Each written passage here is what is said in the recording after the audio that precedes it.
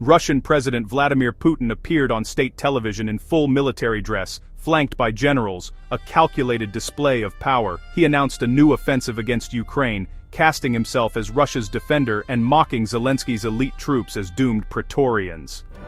Putin's speech was a public humiliation aimed at demoralizing Ukraine and signaling to the world that Russia would no longer entertain peace talks on anyone else's terms. Every detail from his uniform to his inflammatory language was designed to project absolute control and rally his domestic base. By donning a uniform and deriding his opponent, Putin crossed a symbolic line, no longer just a president, but a wartime commander. This moment marked a dramatic escalation, moving from diplomatic posturing to open military threat. The message: Russia's patience is gone, and any hope for a negotiated settlement is more distant than ever. The world watched as the prospect of peace slipped further away. This escalation is just the latest chapter in a conflict that began with Russia's annexation of Crimea in 2014 and exploded into full-scale war in 2022. The invasion transformed a simmering regional struggle into Europe's largest land war since World War II, with relentless fighting and millions displaced. In 2025, Russia launched its largest drone barrage yet, making incremental gains in Donetsk and Sumy, while peace talks stalled. Diplomacy and warfare have run in parallel, with real negotiations undermined by Kremlin theatrics and mockery of Zelensky.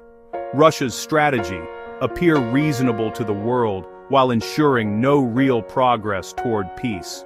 For Putin, this is an existential battle over Ukraine's identity and its Western alignment. He denies Ukraine's sovereignty, seeing it as part of a greater Russia, an imperial vision Ukraine fiercely rejects. This fundamental clash over history and independence fuels a war with no easy end in sight. Hours before a peace summit, Kyiv was hit by a massive Russian bombardment, hundreds of drones and dozens of missiles. The attack plunged neighborhoods into chaos, targeting both infrastructure and civilians, and sending a brutal message to negotiators. Air raid sirens wailed as residents scrambled for shelter. The timing was a deliberate show of force. President Zelensky condemned the assault as proof that Russia has no interest in peace. The attacks sabotaged talks before they began, undermining Ukraine's position and demonstrating Russia's military dominance. Putin's message: peace will come only on his terms, dictated by force, not negotiation. The world saw a chilling preview of Russia's intent.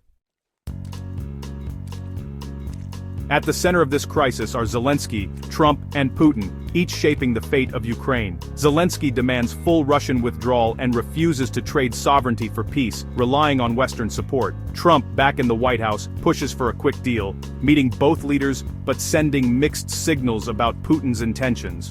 Allies worry Trump's impatience could pressure Ukraine into an unjust settlement. European leaders, especially Macron, doubt Putin's sincerity and prepare for a post-war security force, with the US offering only air support. Divisions deepen. US diplomats resign in protest, warning that peace at any price would embolden Russia. The stakes: a rushed deal could sacrifice Ukraine's future and set a dangerous precedent. The world debates whether to stand firm or settle for uneasy peace.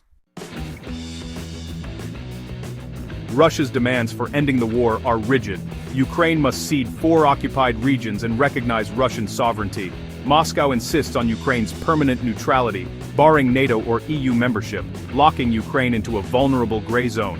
The Kremlin also calls for regime change in Kyiv, questioning Zelensky's legitimacy and floating humiliating talks in Moscow. These are ultimatums, not negotiation points, requiring Ukraine to surrender its sovereignty and future. For Ukraine and its allies, these terms are unthinkable, rewarding aggression and ending Ukraine's independence. The diplomatic process is stalled. Russia demands capitulation, not compromise. Until this changes, the gulf between the sides is unbridgeable. The war grinds on with no real path to peace. The world watches as Putin's escalation tests international resolve and unity. The US and Europe face a choice: stand firm with Ukraine or fracture under pressure for a quick, costly peace. Russia is likely to intensify its offensive, betting on Western fatigue and slow mobilization. Ukraine's survival depends on its soldiers' courage and its allies' steadfastness. The EU tightens sanctions, but their impact is slow. France and the UK push for new security guarantees. This is more than a regional war, it's a defining moment for the global order. The outcome will set the precedent for international security and the rule of law. The fate of Ukraine and the world's future hangs in the balance.